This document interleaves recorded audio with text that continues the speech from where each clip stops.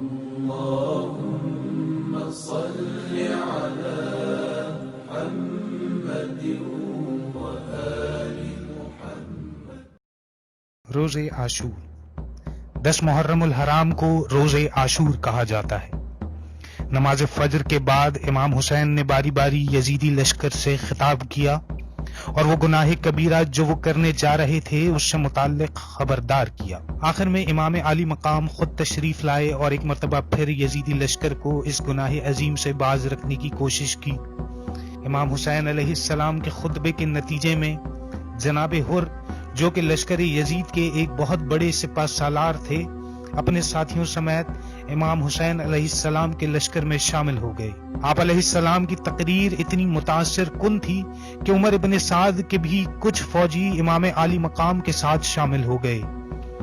جب عمر ابن سعد نے یہ دیکھا تو اسے خطرہ محسوس ہوا کہ امام حسین علیہ السلام کے اس اثر انگیز خطاب کے نتیجے میں مزید سپاہی نہ اس کا ساتھ چھوڑ جائیں، لہٰذا اس نے یہ اعلان کیا کہ تم سب لوگ گواہ رہنا کہ لشکر حسین کی طرف پہلا تیر میں نے چلایا، اور یہ کہہ کر اس ملعون نے امام عالی مقام کی طرف اپنا پہلا تیر پھینکا۔ یہ آغاز جنگ تھا۔ چھوٹی چھوٹی جھڑپوں کے بعد تقریباً دوپہر کے وقت ایک بڑا حملہ کیا گیا۔ اگرچہ دشمن پیچھے ہٹ گیا مگر امام علیہ السلام کے کئی ساتھی شہید ہو گئے۔ اس موقع پر عمر ابن سعد کے لشکر نے فردن فردن لڑنے سے انکار کر دیا، کیونکہ وہ لشکر حسین علیہ السلام کی بہادری اور ایمانی طاقت سے سخت خوفزدہ ہو گئے تھے۔ ظہر کا وقت آ چکا تھا مگر عمر ابن سعد کے لشکر نے نماز کی پرواہ کیے بغیر جنگ جاری رکھی۔ امام علیہ السلام کے کچھ اور ساتھی امام علی مقام کی حفاظت کرتے ہوئے شہید ہو گئے، جن میں جناب حر بھی شامل تھے۔ عصر کے وقت حضرت علی اکبر علیہ السلام امام حسین علیہ السلام کے مقدس خاندان کے افراد میں سب سے پہلے شہید ہوئے۔ حضرت عباس علمدار ایک شیر کی طرح یزیدی لشکر کے درمیان سے گزرتے ہوئے نہر فرات تک پہنچے تاکہ معصوم بچوں کے لیے پانی لا سکیں۔ انہوں نے مشکیزہ پانی سے بھرا اور تیزی سے گھوڑا دوڑاتے ہوئے خیام کی طرف روانہ ہوئے، مگر دشمن نے ان کا تعاقب کیا اور آپ علیہ السلام پر تیروں کی برسات کر دی، یہاں تک کہ مشق کو نشانہ بنایا اور سارا پانی بہہ گیا اور آخر کار جناب عباس کو شہید کر دیا گیا۔ امام عالی مقام جناب عباس کا زخمی بدن دیکھ کر بہت غمزدہ ہوئے۔ اس وقت تک امام عالی مقام کے بیشتر ساتھی شہید ہو چکے تھے اور آپ علیہ السلام کے صاحبزادے جناب امام زین العابدین علیہ السلام شدید بیمار تھے۔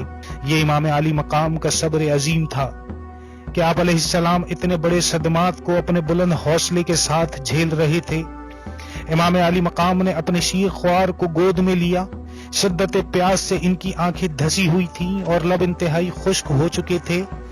امام علی مقام اپنے شیر خوار کو لے کر لشکر یزید کی جانب بڑھے کہ شاید معصوم بچے کو دیکھ کر ان شقی القلب لوگوں کے دل کچھ نرم ہو جائیں اور بچے کو پانی پلا دیں، لیکن پانی کے بجائے ظالموں نے ننھے بچے کو تیر سے شہید کر دیا۔ امام علی مقام نے خواتین اور بچوں کو الوداع کیا اور میدان جنگ کی طرف روانہ ہوئے۔ انہوں نے اپنا آخری خطبہ ارشاد فرمایا تاکہ اتمام حجت کر سکیں اور دشمن اپنے اس گھناؤنے فعل پر نظر ثانی کر سکے، لیکن خدا کے دشمنوں نے امام علی مقام کو چاروں طرف سے گھیر لیا اور ان کی نجس تلواریں امام علی مقام کے مقدس و مطہر خون سے تر ہو گئیں۔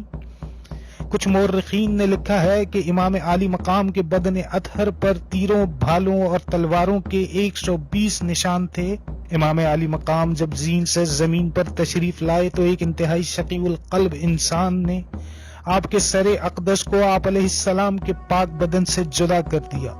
امام علی مقام نے مقام شہادت حاصل کیا تاکہ دنیا میں سچائی کی حکومت قائم ہو۔ اللهم صل على محمد وآل